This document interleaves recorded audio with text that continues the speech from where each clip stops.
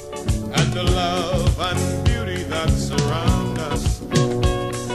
We share it day by day. That is my country to me. Good evening, everyone. Yesterday morning, I woke up and decided to do something that I don't normally do. I wrote down my thoughts that I wanted to share with you today. In this conversation, I do not want in any way for any word to be misplaced or indeed for anything to be omitted. I have already spoken to you about the role that law enforcement in this country must play in curbing the surge of violence, about the additional resources and approaches taken by the police service, and about the legislative changes that we must bring to increase the efficiency of our court systems and indeed to modernize our criminal justice system, which is caught in a 19th, 20th century position. We will continue to speak to you on these issues as we must. But today, my friends, this is a conversation with Bajans and all who live here and who love our country as if it were their own. This country of ours is great because when it has mattered most, we have always come together to confront and rise above challenges. We have done so throughout our history and certainly in my time as leader. We've saved our way of life by saving our dollar. And we've saved lives and livelihoods as we fought to overcome the personal and societal dread of COVID-19.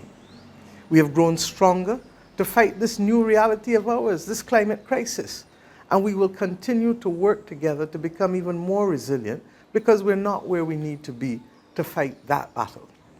But my friends, we must now come together again to confront the tendency towards violence in this country. A violence driven by anger very often and the inability or unwillingness to resolve conflicts peacefully. We face the scourge of greed and gangs fighting for dominance and territory. And we are seeing a rise in incidents equally of mental and physical abuse. The mental health challenges have been compounded, especially since COVID brought the restrictions on movement and individual choices. You remember, indeed, from the same room I addressed you many times.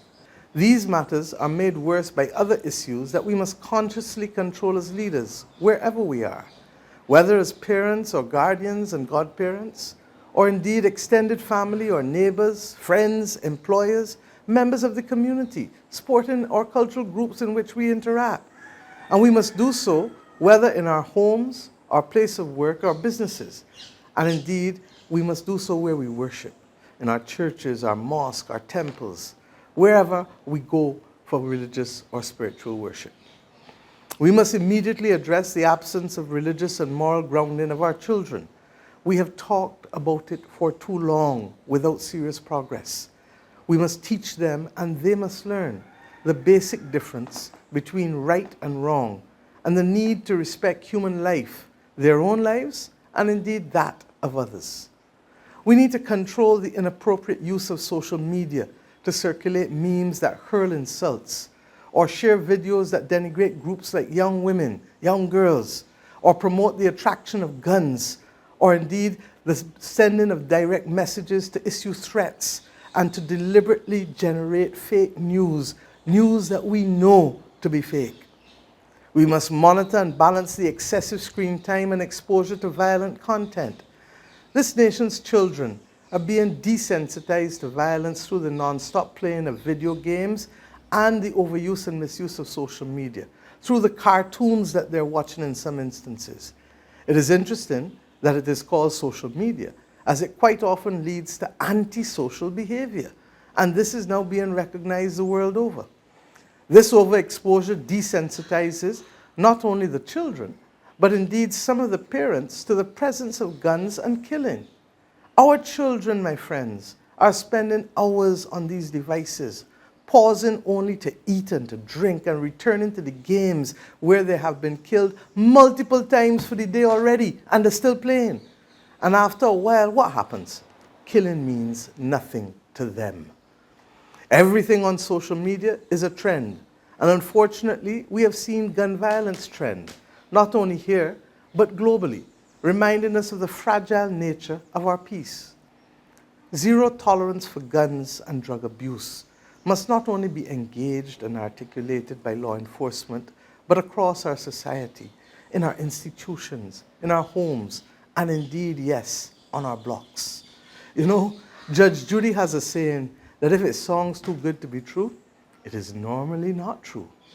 If the bulging pocket in your son or your grandson's or granddaughter or your best friend's pocket look like a gun, it's shaped like a gun, it bulges like a gun, my friends, it is most likely a gun.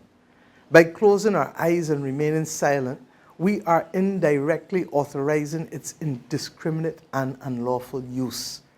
This is the stage at which, as parents, as guardians, as godparents, as teachers, as brethren and sistren on the block, we need to say to each other, this is not the right way to go. It will not, this will not have any happy ending. Get rid of it. And if you don't trust them to get rid of the guns, then ask them to hand it to you and you give it to your pastor if you don't want to surrender it to the police. We must find a way to reduce the number of guns in this society, even as the police do their job and the customs and others do their job to restrict their entry into Barbados. My friends, a shooting does not come like a sudden rain or an earthquake. There is usually notice, and the notice starts with the presence of a gun. As I speak to you today, there are many parents, or indeed there are many brethren and sisters upon blocks and communities who know persons in possession of firearms. The presence of these firearms is going to cause problems. They're going to injure or kill people. Do not wait until it is too late. I remind you, as I say all the time, guns don't walk, guns don't talk, guns don't do none of them things on their own. Equally, the abuse of drugs is also something that we have to deal with as a society. We know the reality. Many start with trying a thing, trying a cigarette, trying a spliff.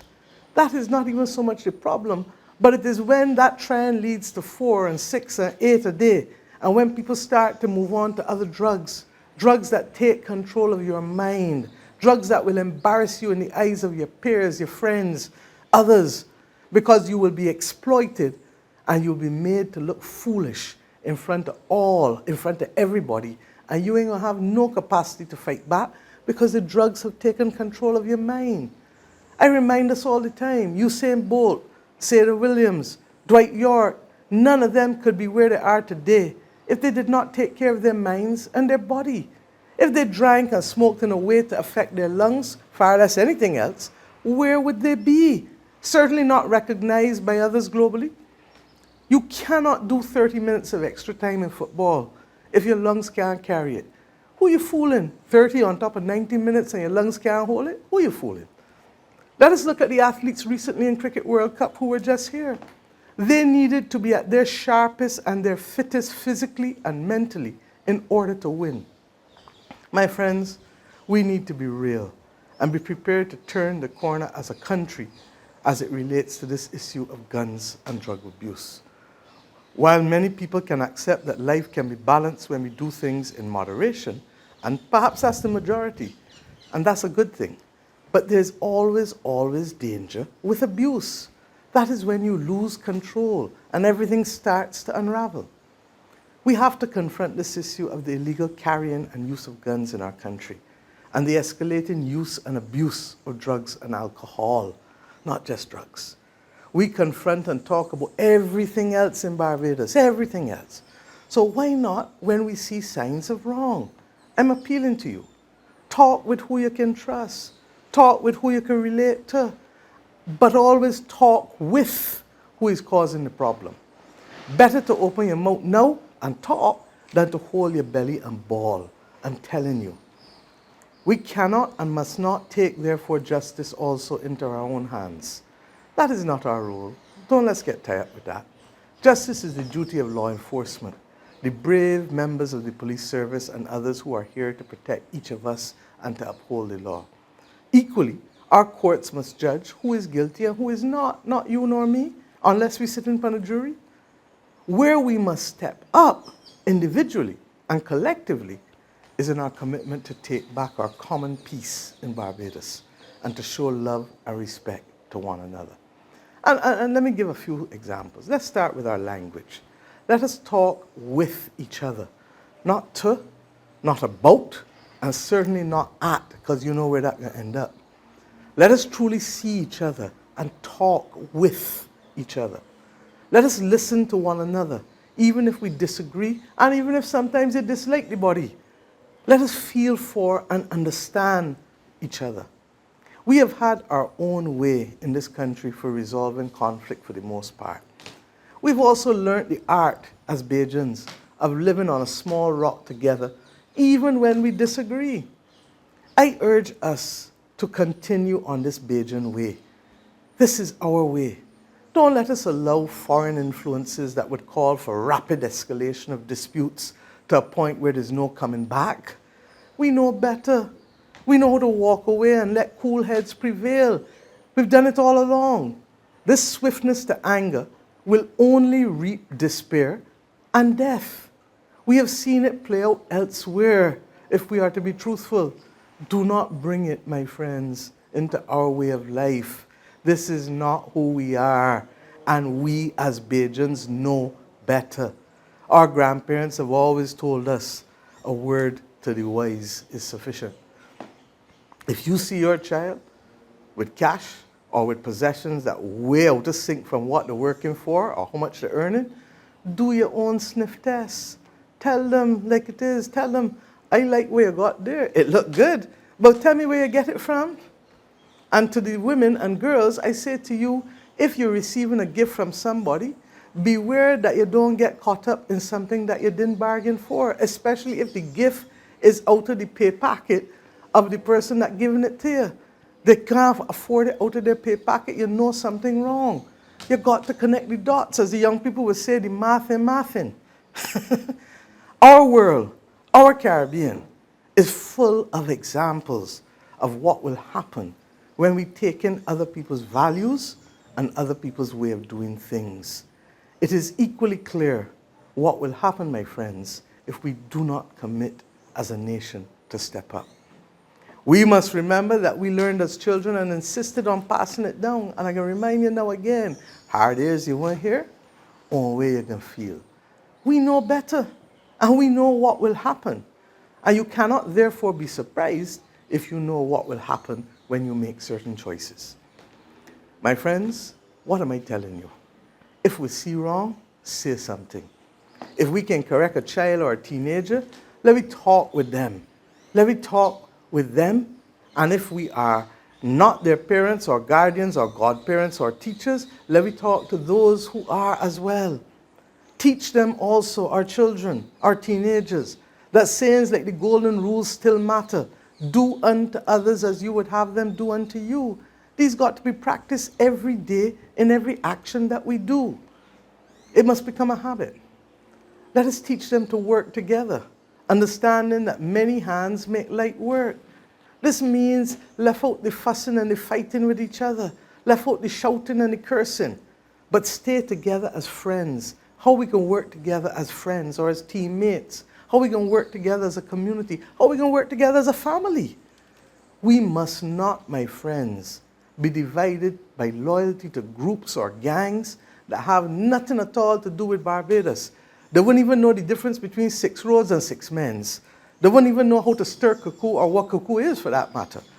What are we talking about?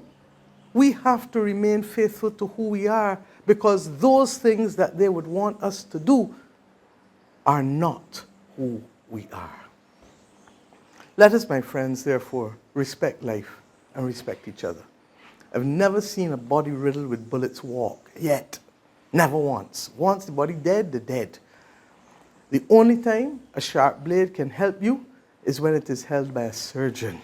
Not a person fueled by rage or a body wielding a cutlass like if they're gone mad.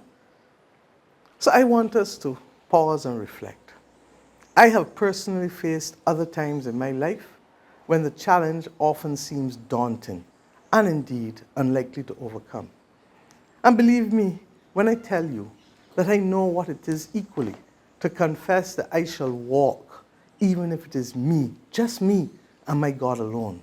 Because there are some things that you have to be prepared to just do because it is the right thing to do.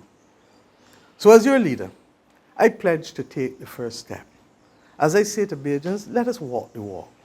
Let us step up in every act as parents, guardians, godparents, to correct wrong from right, and to hold each other accountable in our jobs and in our relationships, our friendships, our workmates.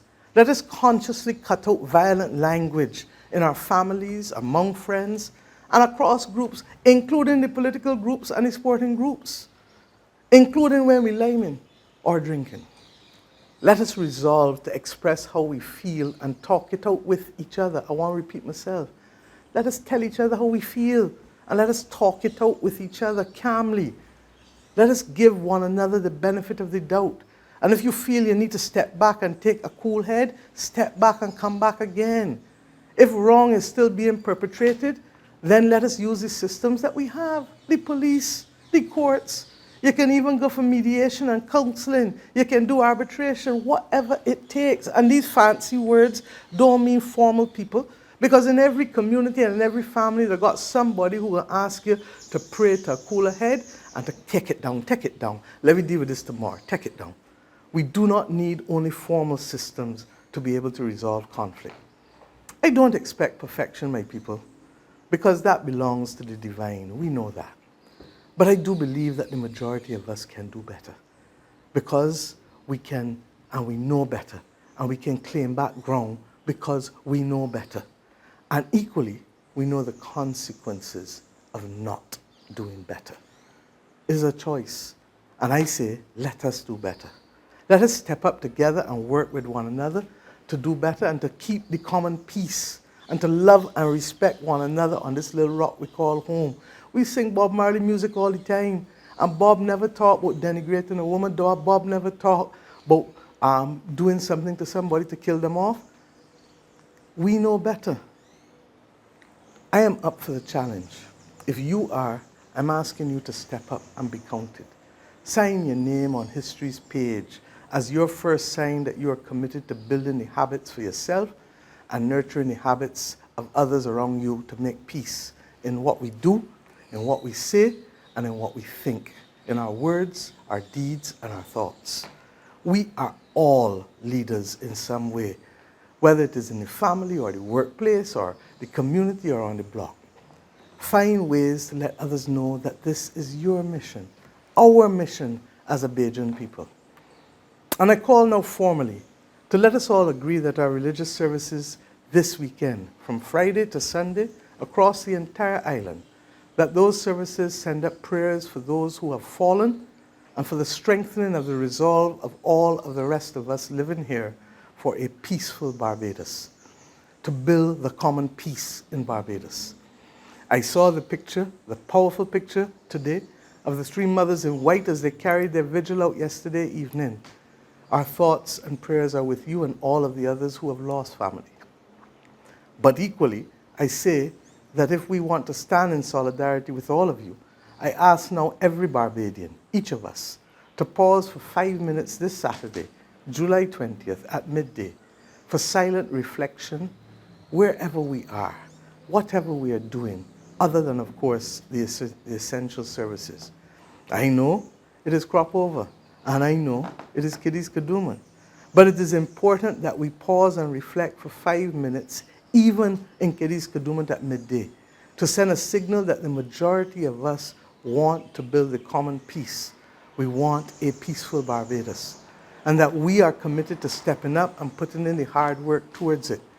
I equally ask our radio and television stations to pause for this 5 minutes period and to play appropriate music for reflection, to be able to encourage the building of a common peace in this country. My friends, I am saying to you, let our faith and our conscience guide us at this pivotal moment as Bajan people. And let the handful that believe that it is their duty to cause panic and to take life in this country know that they shall find somewhere else and go. But that is not who we are, nor who we want to become. Let us work with others to help those who may need encouragement or guidance, and even help those who simply, my friends, may not know better, because we can't assume that everyone knows better. In addition, I call on all summer camp leaders, because I know that school is out, to take time on Monday morning to speak to their kids in their care and to step up equally on this journey with us. The basic rules that we have always been taught must be reinforced in our children, whether in schools or summer camps or religious institutions, to ensure stronger values. They must live them, and we must teach them how they must use them. How to be honest, compassionate, caring, courteous, fair. I'm just mentioning only a few, but we all know what they are. Let the better angels, my friends of our spirit, guide us as Bajans, and know that when catch you, in pass you. Be wise. You all see me always speak to people using Bajan sayings that have been tried and tested across generations. That is because people understand what I mean when I say them. Not because I can't use different words. I choose to speak in this way because these sayings resonate with our people and have done so for generations. Let us therefore show why our ancestors were able to confront even greater challenges that we face now. Challenges then that were outside of their control, from slavery right back down. They ensured that resilience is part of our national DNA. We can rise to work together to determine what we do, what we say, and where we go as a people and as a nation. It is, my friends, it is, Bajans, our choice, not someone else's. These things, unlike the challenges faced by our ancestors like slavery, these things are in our control. Each of us can choose to do better. So let us step up. Whether we see, touch, engage, and participate. STEP, see, touch, engage, participate.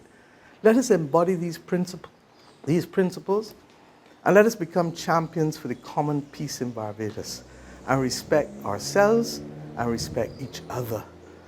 I am saying to you, this is the only way if we want to build a common peace.